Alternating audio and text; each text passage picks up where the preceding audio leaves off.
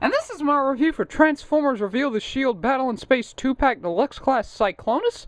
I should warn you beforehand, this review is basically just going to be me gushing about this guy because this guy is just absolutely awesome. I just absolutely love this guy. He's one of the very few toys that I have in my collection where I think all the hype that surrounds him is merited because this guy lives up to the hype that surrounds him in every way possible. I just absolutely love this guy.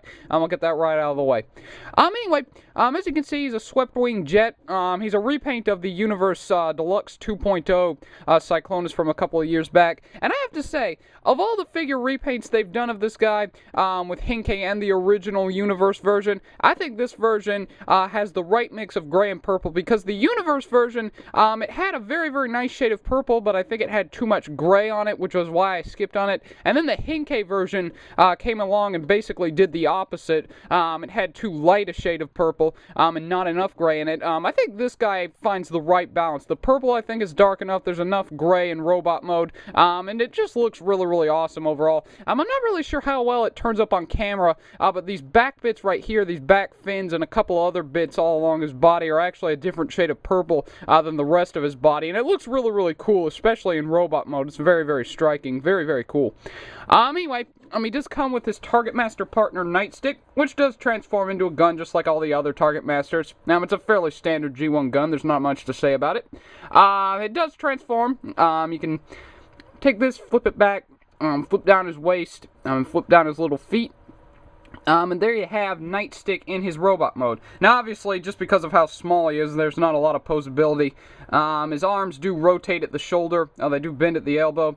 He can bend his hips independently of each other. You have to hold one of his legs down to bend the other upwards, because if you just bend one of them, it'll bend both of them, which is kind of a shame, but oh well. I usually keep this guy in gun mode, so really not that big a deal. I'm going to go ahead and transform back into gun mode. Like so. Very, very cool overall. Definitely not a very needy accessory. I think I would have been fine just with a gun, but it is nice that they went the extra mile and actually gave him a Target Master, which I think is really, really cool. Anyway, on to Cyclonus himself. As you can see, he's a swept-wing jet. Very, very accurate to the cartoon. Not as sleek-looking, unfortunately, as his G1 figure. There are a lot more gaps, especially in the back. But really, it's awesome enough to where I can forgive it. It looks really cool. And it does have this very nice purple light piping up near the top. Very, very cool. And there's no molded detailing in it, but it just looks so very cool. I really, really like it. It does also have some molded on guns right here and right here. Very, very cool. Very, very cool jet mode.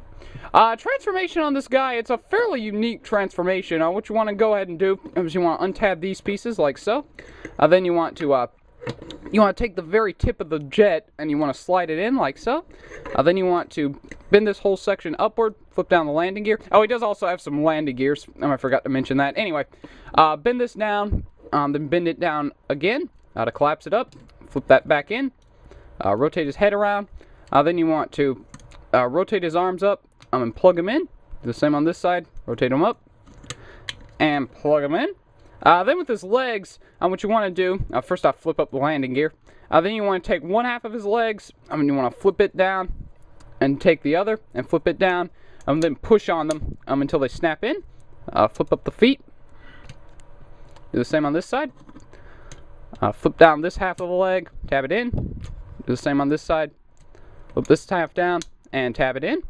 Flip up the feet. Then with his arms, what you want to do is you want to rotate them down. Then you want to take this wing bit, you want to untab it. Like so. First off, you want to extend his arm. Then you want to take this wing bit and you want to fold it back, then fold it in on itself to kind of give him the V-shaped shoulder that he had in G1. Do the same on this side. Rotate it down. Extend his arm. Rotate this back. Then you want to rotate his arms around and then flip out the wrists. Like so. Do the same on this side. Like so. And there you have Cyclonus in robot mode, and just wicked awesome looking, really, really cool. And it's really, really nice, just how much effort they put into this guy, because he has 0 back kibble, which is very, very nice. A lot of figures do get screwed up by their back kibble, but this guy is just absolutely perfect. He has no back kibble whatsoever, which is nice. And he's got a very, very good transformation, which I think is really, really cool, especially with these legs down here. The way these legs transform has been noted by a lot of people, and I do agree. It is a very cool way to transform the legs. I think it's really, really awesome. Anyway, posability on this guy is pretty good. You can rotate his head left and right.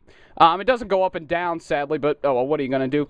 His shoulders do rotate 360. They do have a hinge here just due to transformation. He does bend at the elbow. He does also rotate at the forearm, which is cool. He doesn't have any wrist articulation unless you count the in and out joint just due to transformation, which does actually help in some poses, so I guess you can count that, but his wrist doesn't rotate, which is a bit of a shame, but oh well. He does have ball jointed hips, just rotate at the mid-thigh, bends at the knee, and the feet can go up and down, so you can get a lot of nice poses out of this guy, which is nice. He does have a rub symbol on his chest. I'm going to go ahead and hold it up next to my light. And you can see he's a Decepticon. Yeah, as if you didn't already know. But very, very cool. He can hold Nightstick. Unfortunately, he can only hold him by the handle, this hand, just because it's the only one that has a sculpted-in fist hole, which I think is kind of weird. I don't know why they didn't just go ahead and sculpt in a fist hole on this side, which is a bit of a shame. But what is cool, though, they didn't have to do this, and I'm really, really happy that they did, because it is really cool.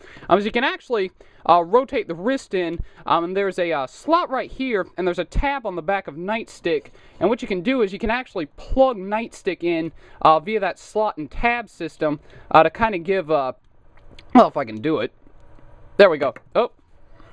Yeah, it does fit on rather loosely, which is a bit of a shame.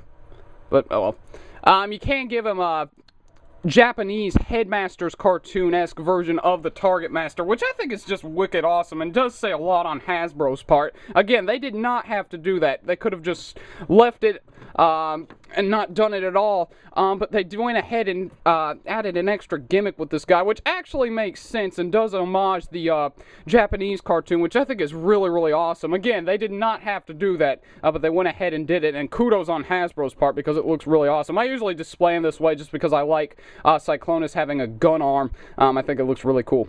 Anyway, for some real quick size comparisons, first off, for a standard size comparison, here he's next to Bumblebee. So you can see he's a lot taller than the average deluxe. He's over a head taller than Bumblebee, which I think is nice.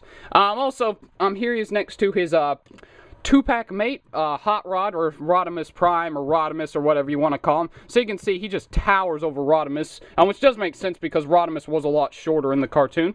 And finally, here he's next to his master, or I guess Unicron is his master. This guy's his second master then, Galvatron. And a lot of people complain that they're out of scale, but from what I remember from Season 3, and I might be wrong on this, but I always remembered Galvatron being a lot bulkier than Cyclonus, but I always remembered that Cyclonus was leaner and taller than Galvatron, so who knows, maybe it's out of scale, maybe it's not, but I think they look really cool, so I don't really care. So yeah, overall, I think buying the Battle in Space 2-pack for this guy is just totally worth it. I definitely think that, you know, of the two figures, he wins by a long shot. I do like Hot Rod, but I really, really just love Cyclonus. I definitely think that he's worth buying the 2-pack just for this guy, because this guy's just wicked awesome. And, you know, any other version of him is nice, but I personally think that this is the best version that they've come out with so far. So, there you go, my look at Transformers Reveal the Shield Battle in Space 2-pack Deluxe Class Cyclonus. Thanks for watching, and please subscribe.